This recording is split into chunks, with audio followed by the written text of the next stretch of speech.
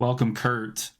Tell me about your faith journey. You just came to faith, what, like 6 months, a year ago, something like that? Yeah. But you were already in the masculine space beforehand, already drawn to the age old values that underpin Christianity, whether you knew it or not, I Yeah, guess. So tell totally. me about that. Yeah, man. So I look back at a lot of the time before. It was a year and a couple months ago now, May of 2022. And I see the fruit of living, somewhat within the confines of what I now see and know as truth. I have always been the leader of my home, even though I did a really bad job for a long time. I Yeah. was trying to do it. My wife has not worked. She's always stayed home, raised the kids. We've got 4 kids now. So we've always seen some goodness from that, even though I didn't know why or how to do it. It was just sort of a thing that we found. And so now that I know that I was sort of looking for truth, I had just realized that, dude, it felt like there was a veil over Mm. Christianity. So my grandparents are believers. Didn't really get too into it. Went to church a little bit as a kid, but that was about it. And then I just fell into this path of like, I don't know, man, nihilism, apathy, and it kept me feeling safe. I didn't have to feel shame or anxiety anymore because I dealt with a lot of that during school and younger years and whatnot. But man, as I was getting to become a father, as I was going through marriage, I was like, I just suck so bad at this. And there must be something else. And it all stemmed back from like, I was hurting big time. Like, I did not have a strong family leader. I did not know what to do. Nobody told me any of this. And so I was overwhelmed. I was out of control. I didn't have the control that I sought so much. And that just led me onto a path of anger and bitterness and yeah, just being a terrible husband and father. But in my need to fix that, I went down like the new age rabbit hole, I'll say, the self Mm. help. And Hmm. what I would say about that is it's very much self worshiping Hmm. and talking about, the divine self and the divine masculine and this and that. And it feels good in a sense until you realize there's no end to it because you will never measure up to being worshiped. And so that's where I got. I got to this place where I was like, hey, all my friends and colleagues, they're doing like countless ceremonies, dude. It was like mushrooms here and ayahuasca there and like cacao 8 times a week. And I'm like, bro, when's it going to be enough? Yeah. And I had my family, man. I was like the only guy I knew that had a family, had kids, had more Yeah. responsibility than being a child looking for like the so-called inner child, which is what everyone's journey was about. And I was Yeah. like, look, you know what? I'm good. And I just like, I removed myself from that. And then I started running men's groups and I started doing all this stuff with dad work. But dude, the week that I finally looked at my life and went, I think I made it. The week that happened, Christ comes across my Instagram feed 3 times. And like, what an annoying thing for me. A selfish, agnostic who's just about, big S spiritualism, universalism, whatever. I was like, dude, that's so annoying. And I judged it. I was Yeah. like, man, there's no. Do you want me to just like get into the testimony part? Because I'll just keep going. Otherwise, you can jump in at any time. I don't want to block where you're going, man. I feel like that's where you're going. But I am curious. So as we go, you said Christ came across your feed 3 times. What do you remember kind of the sources of those 3 things, what they were? Man, so there's 2 guys in the space. You probably know them. One is Will, Renaissance of Men. One is Brendan of Oh, yeah. Masculine Revival. And there's a third Good one I can't guys. remember.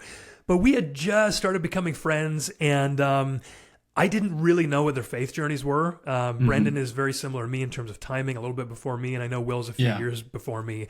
Uh-huh. And I just thought they were sort of masculine guys into this space, and they started posting stuff about Christ being masculine. It's like, what? I Yeah. didn't think that or know that. I thought he was just like super effeminate and Right. like for weak people. I really thought the Yes. faith was for weak people who were Yes. scared of death. And I Mm. had faced death through psychedelics and journaling and meditating. And I was like, bro, I'm good. Like if I Yeah. die, then whatever, dude. Yeah. But like it wasn't until I saw Christ as him, what I would say is like the whole self, which Right. is, love and wrath and Yeah. judgment and mercy. Like Yeah. all of that, the whole of God, I didn't realize that it could be everything. And that just, man, it suddenly made things make sense. Now I pushed back against it because I judged myself. I was like, oh man, it's only for weak people, blah, blah, blah. But there's something here. And it was just through, like, I asked questions. Will posted something, Brandon posted something. It's like, what do you mean? And I started going off like, well, what about this sort of like pagan environmentalist argument? Yeah. And they're like, yeah, you know what? Don't worry about that. And Will said it so well, man. And I'm just going to call out Will here if you guys, want to check him out, whatever. But he said, Christianity is like two basketball teams that are like the Harlem Globetrotters, but like way worse. And they don't follow the rules and they don't really like play basketball. But if you were to like read the rule book, you'd be like, oh, dude, this makes perfect sense. It's just that these guys are doing a really bad job of playing the game. So he's like, don't judge Christianity by the human beings who are applying it. Judge it by what the Bible says and who God is. I was like, okay, interesting. That's really, it seemed wise to me. So, dude, I read everything I get my hands on. All the sort of modern apologetics. I read like C.S. Lewis and Chesterton and like all the new ones, like The Case for Christ and all that kind of stuff. And I was watching all of these documentaries trying to disprove it. And every time I'd bring some up with my wife, I was reading the Bible. I was like, oh, they must have missed this. What does this mean? And I'd look into it a little bit more and go like, oh, that proved the point even more than I wanted it to. Darn it. Yeah. And dude, like 6 months in, the sort of finality of this is I was just grabbing on. I was white knuckling it. Like, God, come on. I know this is probably real, but like if you held a gun to my head, I wouldn't have said, yes, it is. And so we went to church with these, friends we had just met, and then they prayed for us. We went to their house, a couple hours, talked, prayed. Monday, I'm like, oh, fine. You know what, God, like I'm just going to leave this with you. Like, I'm not worrying about this anymore. This is stupid. Enough. So I go to church, I go to the gym on Tuesday morning. And on my way home, I'm like, I'm just going to play those 2 Jesus songs that 2 people sent me. Like one of them was my buddy Ryan. Another one is from a random girl on Instagram. She's like, are you a Christian? I'm like, no, but it's funny you say that. And she's like, can you listen to this song? It's like, no, but I did. I listened to it like months later. And these 2 songs, man, like it's almost, I don't like them because they're not my song. They're not my style. But in those songs, like, dude, I just immediately knew. It was something about that. Like, I feel like I was taken. And so I drive home, I like weep in my garage and admit that Christ is king. And it's been transformative ever since. So that's where my journey sort of started. And it's been an absolute whirlwind, just trying to like maintain spiritual discipline and get in relationship with Jesus. So it's awesome. Dude. Yeah, exactly. Let's go. That's awesome, bro.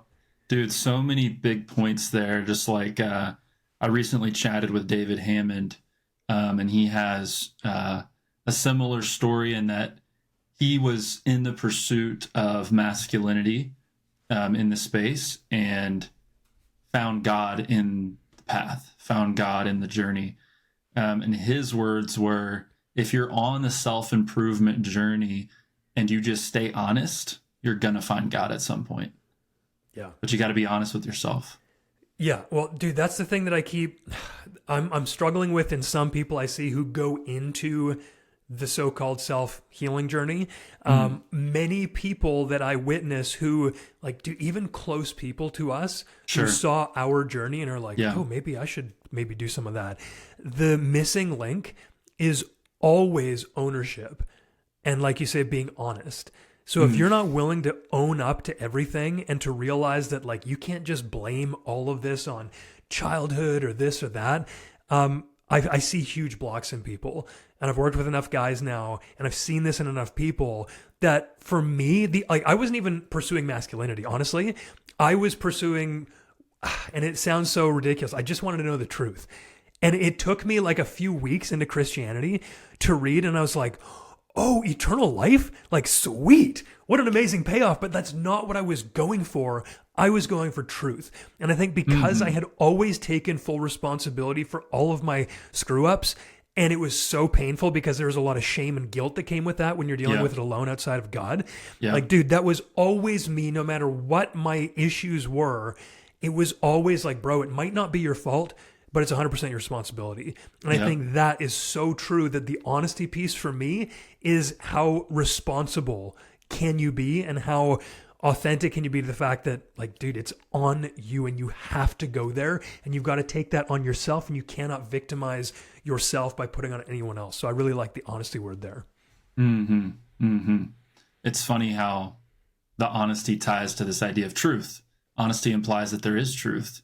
The Yeah. new age, postmodernism, post enlightenment, we're very nervous to talk about truth as an objective reality, especially in the spiritual world, because that would imply that there are untruths. That would imply that there are people that are wrong. That would imply that there could be a life after death that is only one way. Like it's either this or it's that. There's not, it is what you make it. It's going to be whatever it is, and you're going to have to adjust. And those are all very scary things, but I think they're the foundation for masculine development at its peak, right? Is being grounded in something that doesn't move, right? Being grounded in a frame that you can fall back on even when you're not perfect, even when you don't see the path. You always have tenets that you know are irrefutably true. But if you lose that, which we have as a culture in the West, you're in my countries both. Curt's in Canada, by the way. But the West has lost that. And with that, we've lost our masculine frame, sadly. Yeah. There, man, this is like, it's like, seems like the biggest topic to possibly go into. And I see this in guys that I work with. I'm like, if you just acted more like a leader, no, like, what do you mean your wife is pushing you around? Like, what do you mean she can bully you? Like my wife can't bully me because I'm the leader and I'm in the masculine frame, so to speak. And like, I just learned about masculine frame the other day. Cause like, this is so how out of, like, I'm not in the space. I'm honestly really not in the space. You didn't grow up as Red Pill? No, I didn't know anything about the Red Pill. I had Ryan King on the podcast, my podcast, to be like, what is this Red Pill stuff? Because he just learned about it too, but his followers were a little bit younger, looking at how to be a man. And so he's like, bro, I just learned about this. So like the Andrew Tates and the Rollos and all these guys, I had no idea. So this idea of masculine frame, I was like, I guess popular in this space, but I don't know much about what it means other than like, of course I'm the leader, bro. Like, you're not going to bully me because I know the buck stops with me. And that's not to say that like I get to lord that over anyone. It's to say that I lay my life down for them. So like you want to talk about like what role you want to play, that's a way harder role to play than, you know, submission, for example. And I don't want to get into that necessarily yet because we're still on this topic. But I see the fallout culturally and societally of not having something like that, because what happens when you don't have that is you just put yourself in there. And you will, I said this a few minutes ago, you'll always crumble under the weight of worship if you're not designed to be worshiped. And try it. Like, just try it. If you haven't gone through that period in your life, you'll notice that as soon as you break, as soon as you're not perfect for a minute, like the whole sham comes undone. And that is what we see over and over again. But what are we offering, guys? Nothing. Try harder. You're an idiot, you know, be a man, blah, blah, blah. And I'm all about that, dude. But I'm not all about that in terms of like, if you crumble, you're a failure, get back on it, because we have to be able to lean on someone else. And so the societal framework of this is leaching, I think, into personal lives where you get guys who aren't willing to stand for anything because they're scared. And because they don't want to be wrong. Because if they're wrong, their whole facade comes crashing down and their identity crashes. And like, dude, there is so much that goes into that what I'm trying to do with my guys a lot of the time is like, dude, stand for something. You have to be willing to be hated for the truth. And if you can't do that, your wife's going to walk all over you. Your kids are going to walk all over you. Life is going to walk all over you. And you'll know. Everybody already know. They always know. In the back of your mind, you'll feel regret. And that will never leave unless you're willing to do the hard things. So I don't know if that gives us anything else to go off of, but I think that's what I'd say there. Yeah, dude, I love it. That reminds me of a similar thing I use in my content, and that's that good men, or strong men rather, that's probably the better word, strong men, those guys get a lot of flack for what they do. Weak men get flack for what they don't do. Yeah. So if you're trying to make the bridge, make the jump to kind of taking back your masculinity, part of that is going to be doing things. It's not going to be sitting around thinking, although that's good, that there's a time and place for that. But if you truly want to step into your masculinity, it will require action that will piss people off. There's no ifs, ands, or buts about it. If you're not pissing people off, you are not fully stepping into your power and taking action. And that includes your wife. It includes your kids. It includes your friends, maybe your family too. Not that we need to be jerks, but if you're not taking a stance strong enough to upset someone, it's not a strong enough stance. Dude, there's A couple things on this. Number one, like I think that probably a huge part of my success, at least, is because I have an action bias. And that's tempered by fear of man, honestly, and in some cases. And that's a huge thing that I've been working on over the last number of years. But it's absolutely true. It's like the man in the arena, right? Like, I don't need to go over that speech. Go listen to it if you haven't heard that. But like, I'm listening to or reading Teddy Roosevelt's biography right now. And it wasn't just a speech, man. Like, that dude just did stuff and he was ultra masculine. But when it comes to like persecution for truth, two things. You know, in my scripture reading yesterday, what did Jesus say? Like, whoever leaves family and home and all this kind of stuff will be basically, I can't remember the exact scripture, but like rewarded in this time and persecuted. It's like a promise of reward, and also you're going to be persecuted. And then eternal life. So like the payoff is well worth it. But if you're walking truth, which is to say Christianity, you're going to be persecuted. So let's just get that out of the way. If you think you're not going to be persecuted, then you're not doing this right. And that also goes into a more practical, like family application. I've had times when I know what the right call is after discussion with my wife, after making sure I'm there, because again, this isn't my way or the highway. This is how can I do best by my family because I love them, not because I need to be the leader, but because I love them. There's been times when I've had to say, hey, you know what? This thing you're doing, I'm not going to let you do that anymore. And I'm not listening to this as you continue to talk this way. For example, to my wife. And I have asked her to stop nagging or whatever the thing is. And in the moment, she's like, oh, like a little bit huffy, right? And that's fine because I have to be okay with her having an emotion about that. That's important. Whatever. It doesn't mean anything about me. But I've had times like that where she's come back and said, oh, thank you. Like I was spiraling there. And if you hadn't stepped in and done the thing that made me upset in the moment, I would have gone further and it would have made it worse for you and the kids and me as well. So even if you do something that someone doesn't like, you have to be able to back that up. And it doesn't always mean they're going to dislike it forever, because you should be a leader worth following, which ultimately shows itself out by them, which is to say your family, going farther than they could alone. And so I think if you're doing things, taking action, building trust, I think trust is built through action repetitively, then they're going to be more likely to trust you when you have to make those hard calls. And when you do upset them, for your wife to be like, I'm upset right now, but I trust you. I don't like this, but I'm going to follow you. And that comes from consistent action, always following the truth, and not worrying about ticking people off, basically. Heard. Yeah. There's a lot we could go into there. I was reminded of your posts crapping on video games. So I really love those posts because I think it ties in directly to what you were saying about Christ's promise of reward and persecution. Because in life, as a man develops, as he pursues his goals and as he grows as a man, there is always in real life some risk of opposition, persecution, negativity, pain, etc., that comes with whatever would bring the reward. Not so in video games. In video games, you're just frustrated that you didn't pass the level, but your brain thinks that you're like slaughtering armies or, conquering things, completing quests, doing all this cool stuff. You're totally not, but your brain thinks you are. And it's signaling to you, hey, you can do all this without actually putting yourself in danger, without actually facing persecution. And it's just a lie, man. Yeah. And guys are hooked on that stuff for years and then wonder why their real life looks like trash. Well, dude, it's because your subconscious mind thinks that you're crushing it. Yeah. Why would you be motivated to do anything? Yeah. And it's not, guys are like, well, what does it matter? Like, I'll just play with my kids a little bit. And I'm like, even in that, man.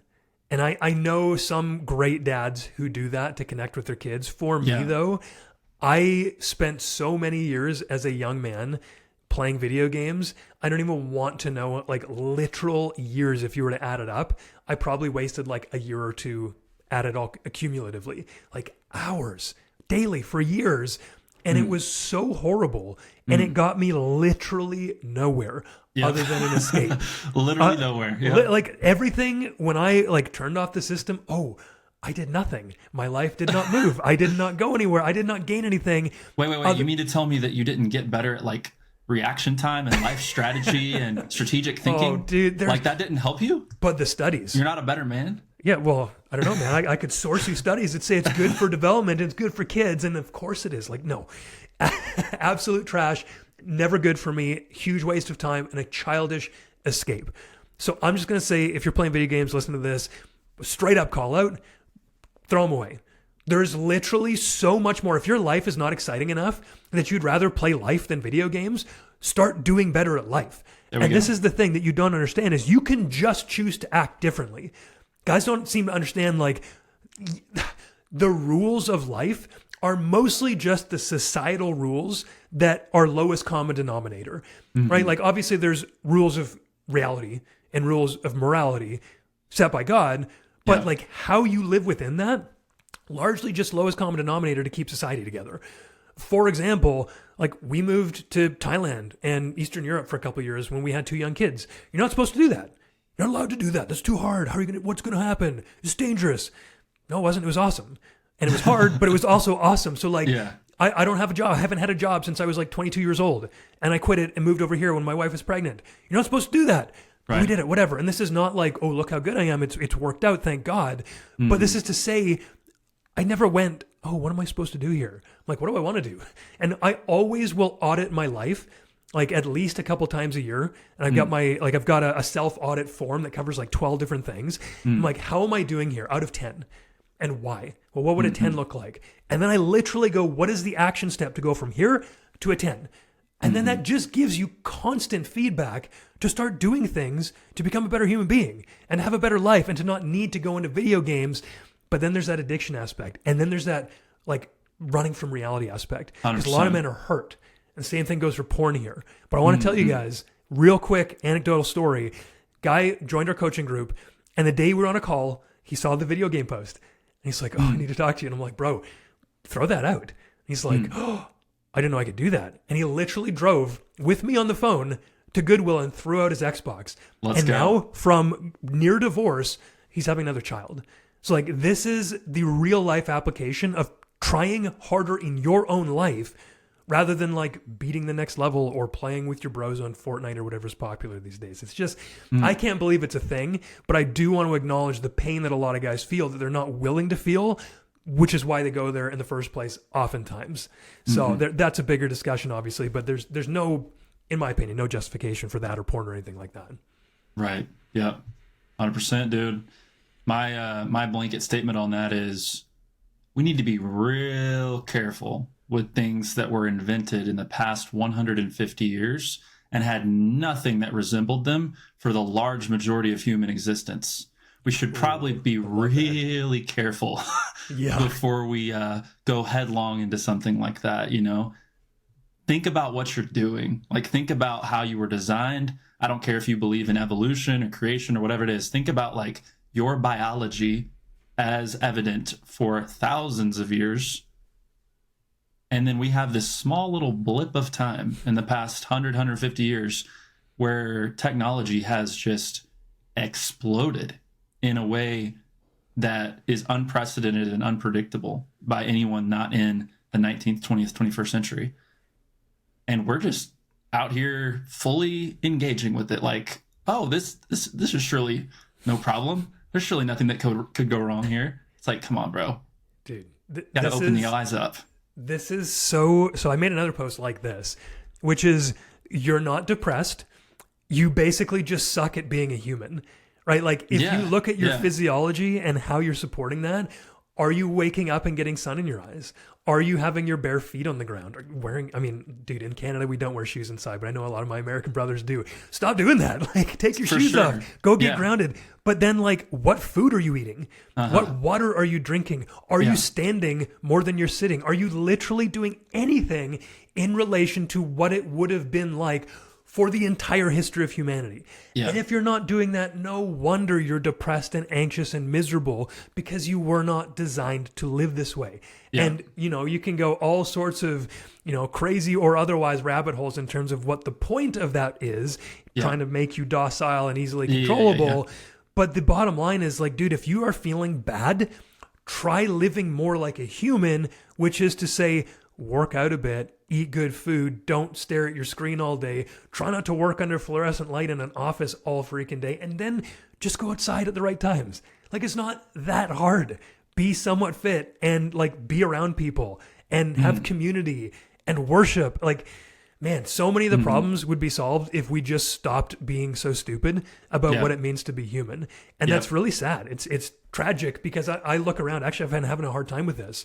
I don't know if you are the same in this way, but I find myself getting almost judgmental, going like, can't you see?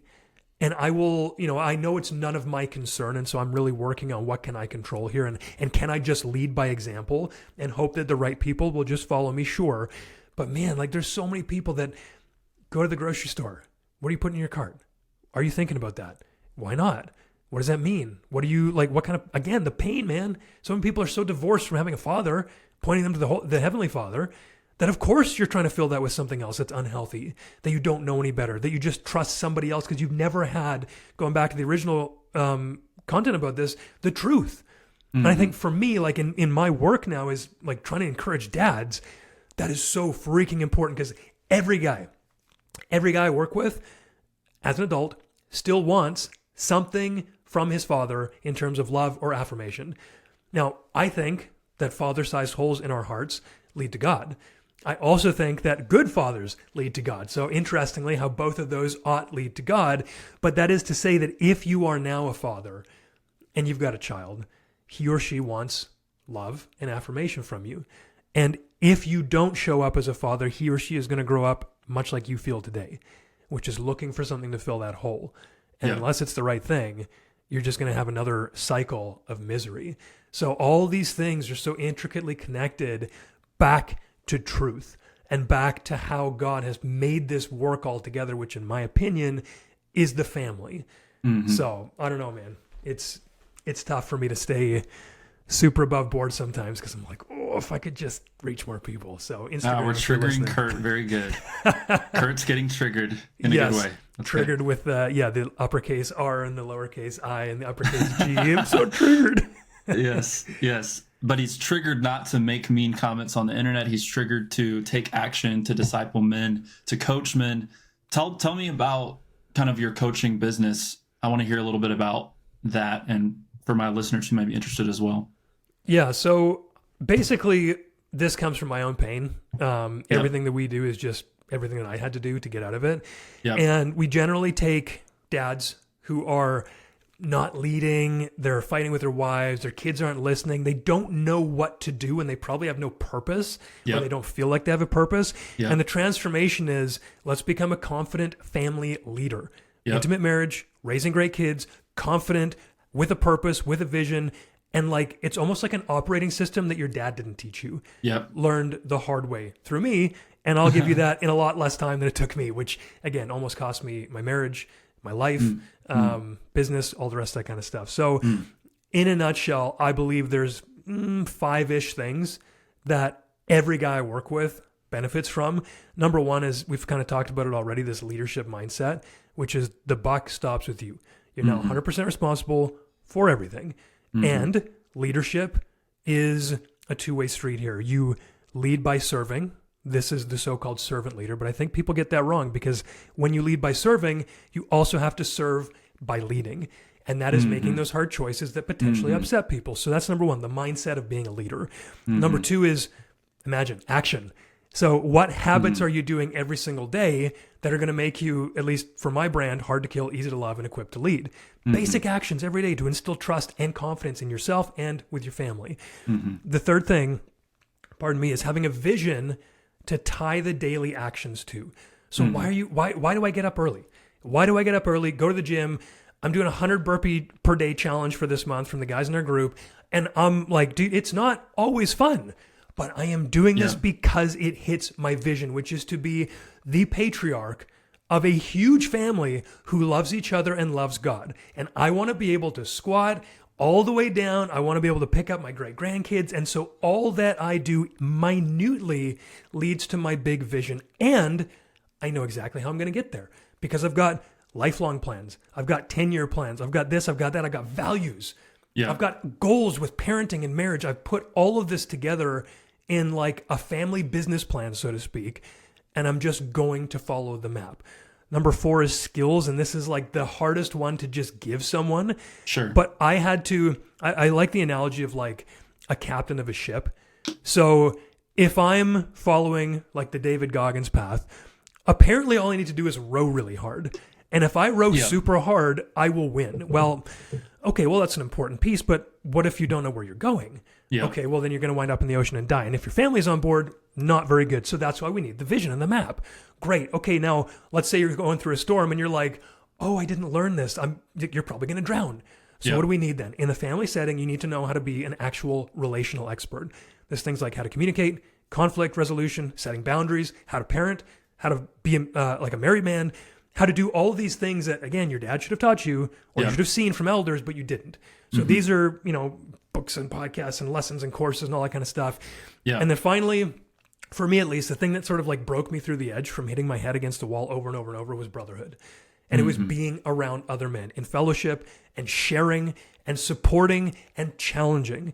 And so when you put all those pieces together, and then like hopefully through me, a mentor, a coach sort of thing who's been there before, we can bring you through that in like a fraction of the time and give you that operating system to just start winning at home.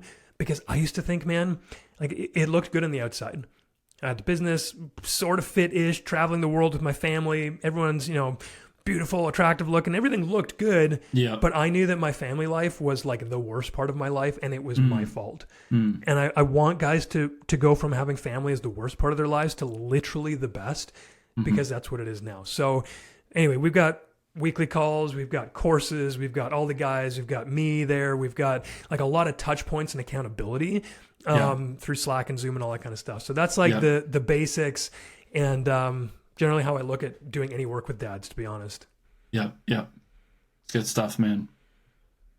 I want to ask you a question about your career because I'm sensing a vibe from what you're saying.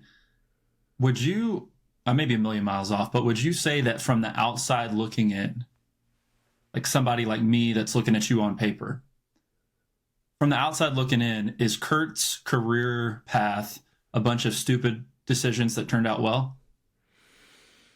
Great question, man. It depends where you're at, because for me, they've been great decisions because I bet on myself all the time. Yes. When, for example, I would go to the bank in the earlier days, I'd be like, this isn't going to make sense to you, but I need this money and I'm going to take it out of, this account. And don't tell me anything. I know that you think it's stupid. Right. It's not.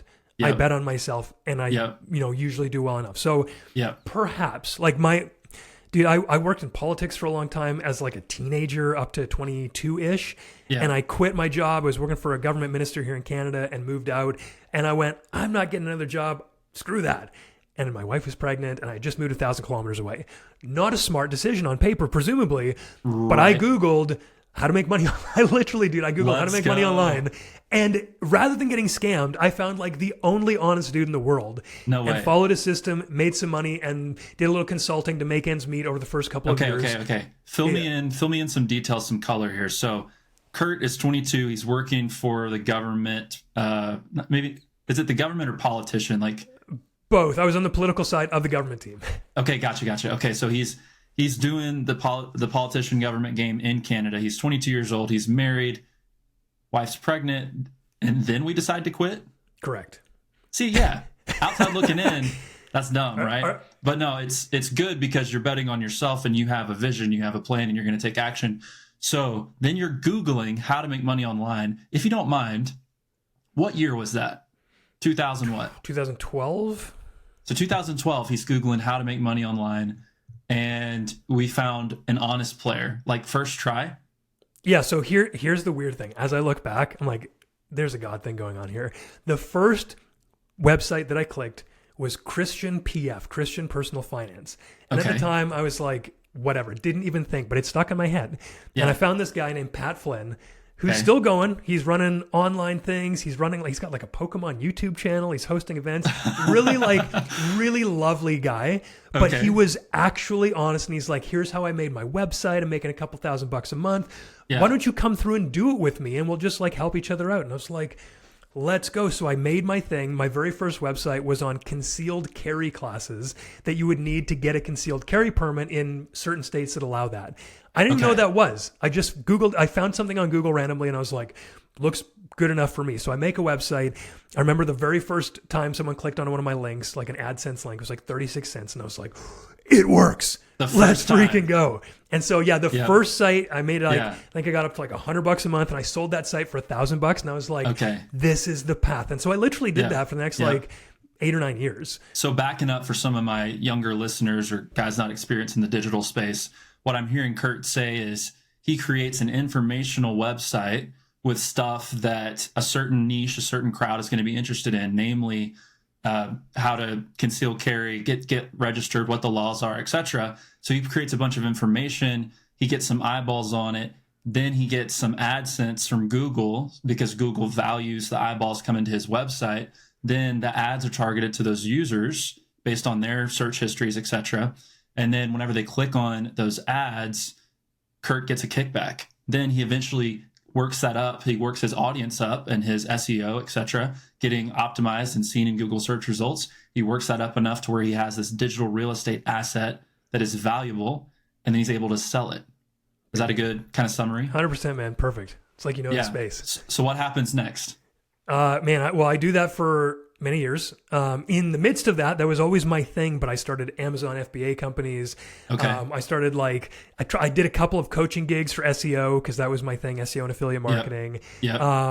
I tried launching t-shirt brands. I did all of the internet marketing, shiny object thing, looking for a quick buck. That was always my thing. Sure. I didn't realize, which I do now, and I talk to guys about this all the time, that time is the inescapable variable to success.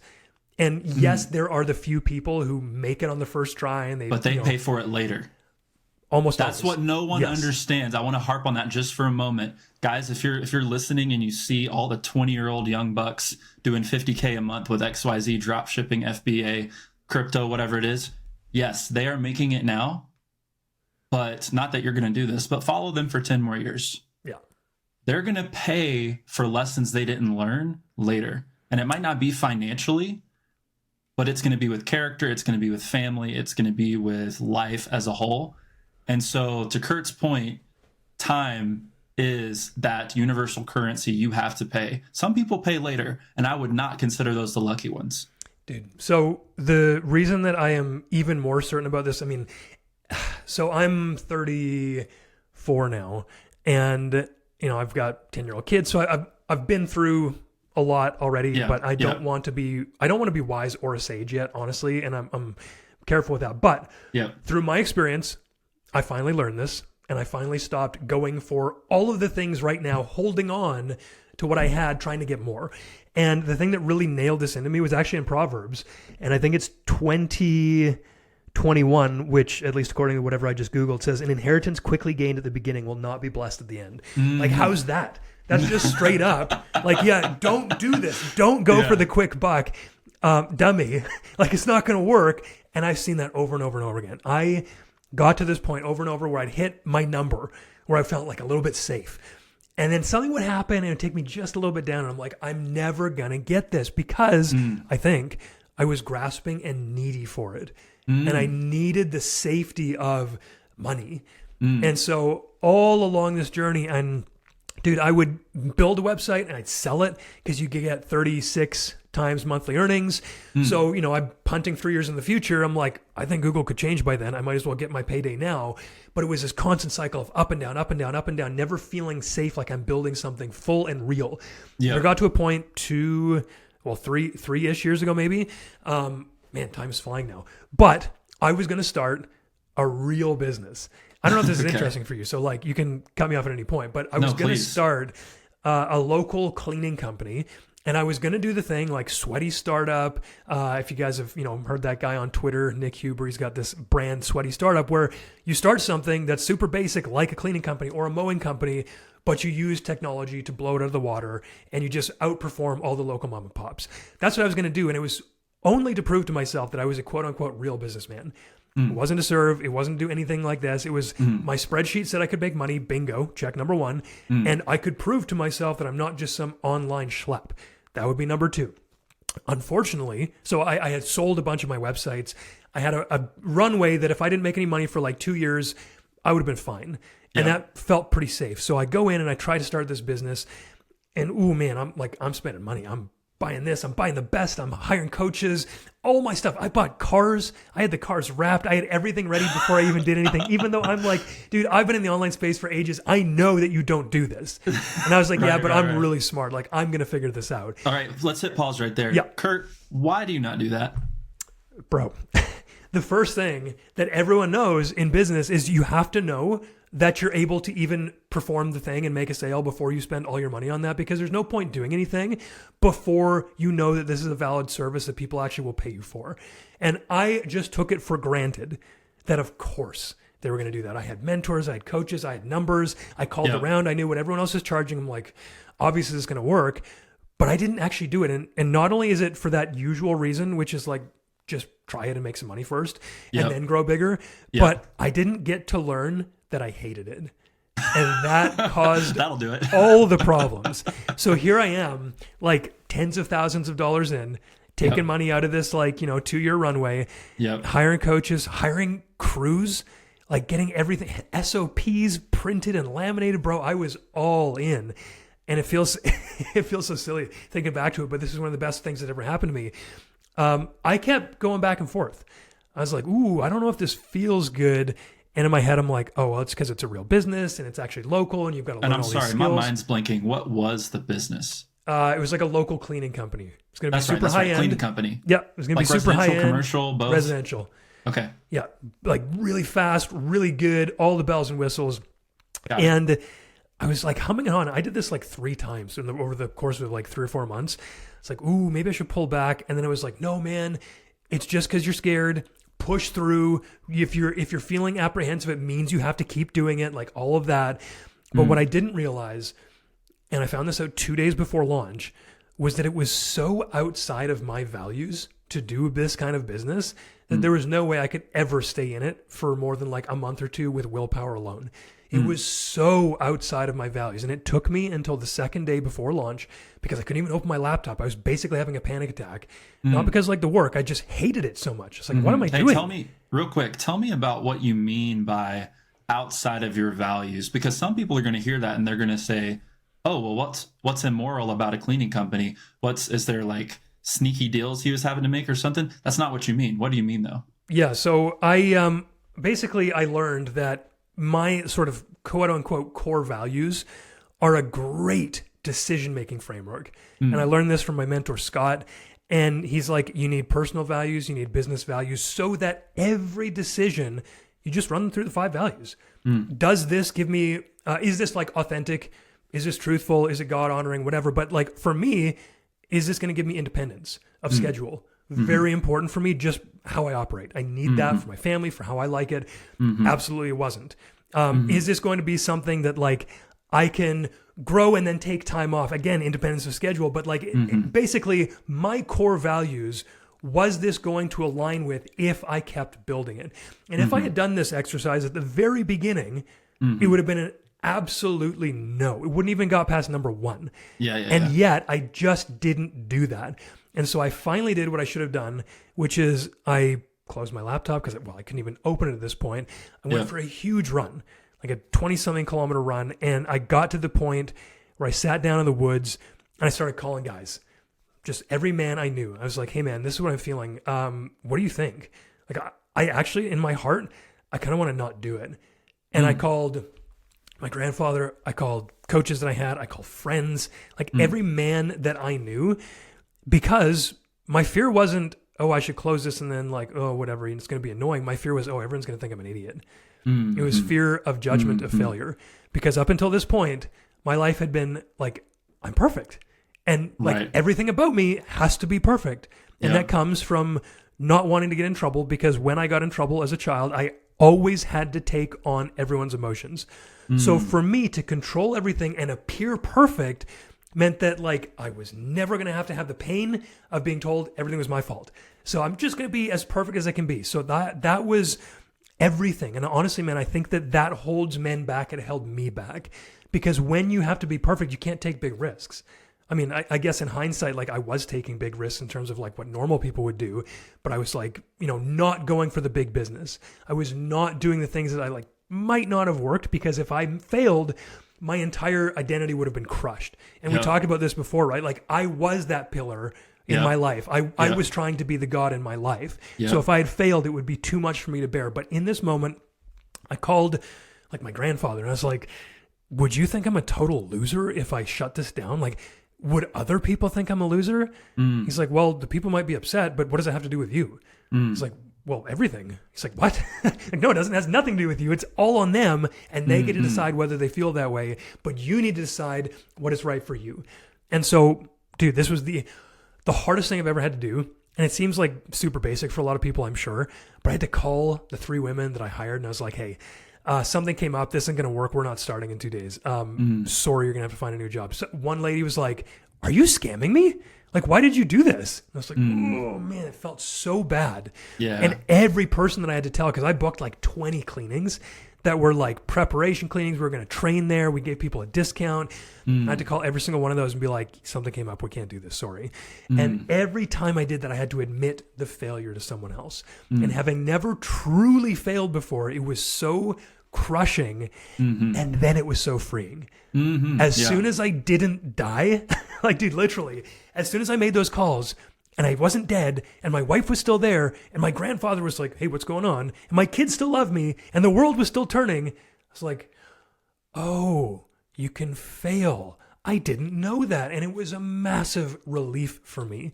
Yeah. So I worked through that with coaches and mentors and stuff like that to understand that I was still holding a lot of control, that I was still not allowing myself to be human, really imperfect, perfectly imperfect, whatever. Yeah. And that allowed me to really let go of a lot. Yeah. So looking back in hindsight, probably the best thing that's ever happened to me. I mean, other than salvation, but like that was Very one of powerful. the biggest things that ever happened was failure in a world where I didn't think I could. And that led me into starting dad work, because I was like, well, I've got this time. I've got a little bit of money. What the heck am I going to do now?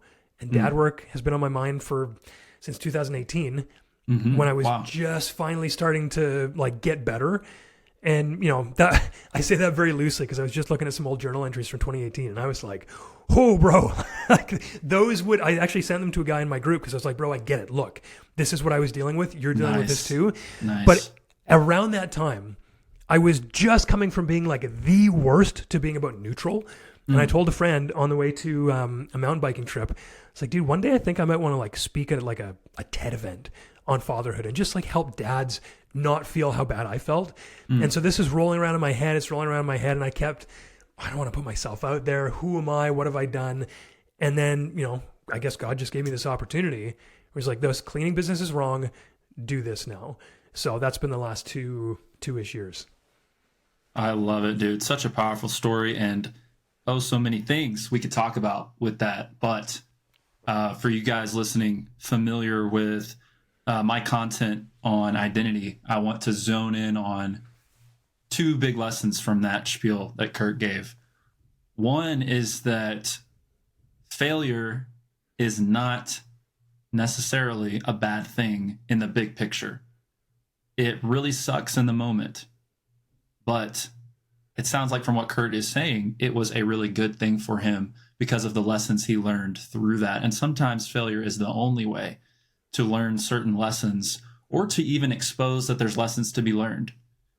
Sometimes you don't know you need to learn the lessons that you learn through failure. So guys, taking those risks, if it's coming from a good heart, if you're acknowledging the Lord in all of your ways, trust him to keep your path straight.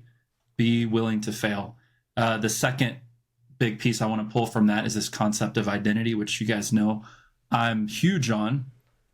Curt, if you were one of my clients during that time, I would definitely say you are struggling with two of the biggest identity lies that men believe.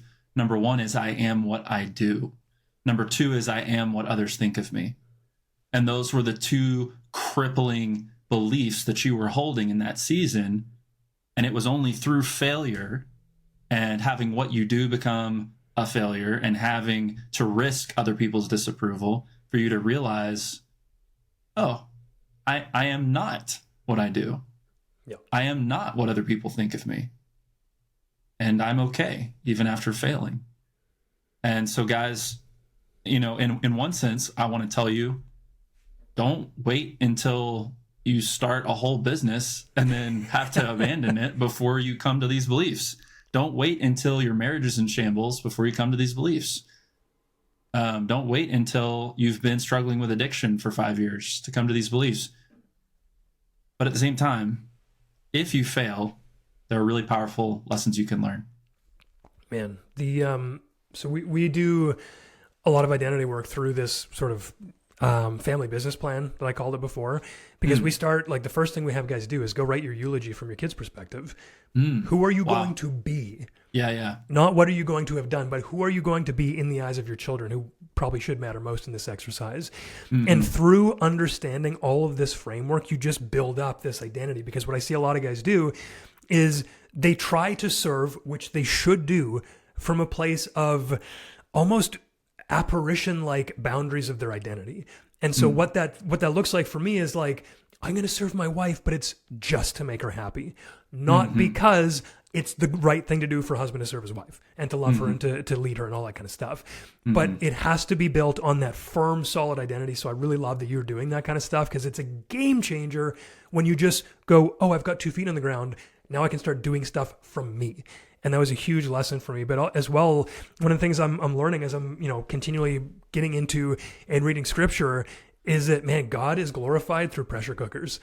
So if you are in, like, I look at, like, the Old Testament is insane, dude. Like, all of the stuff that happens, and you're like, oh no, like, everything's horrible. How could the Israelites possibly get through this? God's like, no, I'm gonna let it go actually worse. You're like, no, stop. Like, what are you doing? Like, don't harden his heart. And he's like, no, just a little bit more. And you're like, God, what are you doing? And he's like, boom. No way that you could possibly even guess that was within the realm of, like, possibility. And so I just want to, like, encourage guys as well. And even myself in saying this is I cannot ask the how questions, because God will be glorified no matter what. And I just need to understand that this is part of the plan, that if you're in a hard space right now, it very well could be, again, if you take that responsibility. I think that's a lot of what Christianity is, taking responsibility for your sin in the face of a holy God. But if you take that responsibility and you're in a bad place right now, what can you repent of? What can you forgive, so that then God is glorified through the pressure cooker in your life? And that's one of these things that you talk about identity, you talk about failure, immediately comes to me. And so that's really been a good grounding tool for me, to not just be like, oh God, why isn't everything perfect? It's like, bro, first of all, you're not promised that. Go, like, maybe read the Bible a little bit more, but like God is glorified through this. It's good. It's actually good. And there's a quote, I think, what is it? My greatest gifts grow to the gardens of my deepest wounds, or something like that. And I think it's by Traver Boehm. And anyway, I love that quote, because, dude, all the hard stuff that I went through, all the bad stuff, it literally is allowing me to help and serve people in my life today. And if I didn't go through that hard stuff, I'd never be able to help men now. And so everything that you're going through, if it's hard now, go through it, because then you'll be able to use that to serve, and it'll be amazing. It'll be a huge gift. So yeah, man, like I almost lost hope through my journey. I was going to off myself, because I thought, like, I was the worst part of my family's life. I should just leave. And I just want to give saying that flippantly either. No, I was literally Googling while I was living in Thailand how to, like, without much mess, like, remove myself from the picture. And that wasn't going to be running away, because that would have been too shameful. So I'm telling you guys, and I don't know, maybe there's someone who needs to hear this. Maybe that's why I'm saying it, but I'm sure there is. There's hope. Like, there's abundant hope. If going from that point to now, which, like, dude, I love being alive. I love my family. I love what I do. I love every single day. I'm so grateful to wake up, that if I can get from there to here with the burden of like feeling like a failure to my family and ruining my kids, which by the way, it wasn't too late. They're not ruined. You've got time and you've got hope and you need to continue on because there's amazing things in store if you can persevere. And that's why it says so many times, persevere. Like, take courage, be strong, persevere. There's so much of that in the Bible. And I just want to encourage anyone who's in the darkest right now, bro, like, keep going. You can't see the other side of the tunnel, but I can. I know it's there. And I want to encourage you to keep on moving through that because it's not forever and God will be glorified through this. Dude, what a powerful note to end that on. That's reminding me, you basically quoted one of my favorite verses, so I'm going to look it up here. If you guys hear the pages rustling, that's called a book. It's like this hard copy of what you have on your phone. But I think this is Psalm 27. Yep, he says, this is David writing. He says, wait on the Lord, be of good courage, and he shall strengthen your heart. That's Psalms 27:14. The idea is you've got to be of good courage and trust him to strengthen you, right? There's two parts to it. We've got to take courage. We've got to wait on God, persevere, patience, taking courage, right? It's an active holding on and taking. And then we got to trust him to strengthen our heart. He will give you that strength. But to Curt's point with like the Old Testament and these stories of the Israelites going through trials, it does get pretty bad. It can get pretty bad. So don't think that you can't take it anymore if you're still breathing. Yes. Keep going. Take courage. Wait upon the Lord, and he will strengthen your heart. Amen. Curt, let's hear from you. And this will be in the notes as well, guys. But where can we find you? Well, if you listen to podcasts, which obviously you do, the Dad Work podcast, Apple, Spotify, everywhere like that. I think we're at like 160 episodes now. Also, Instagram, dadwork.curt. And those are probably the two best places. We got free trainings. We've got all sorts of stuff. And you can DM me if you want to join us for anything we do. Love it. Curt, thanks for joining us on the path. And we will see you guys next time. Thanks, bro.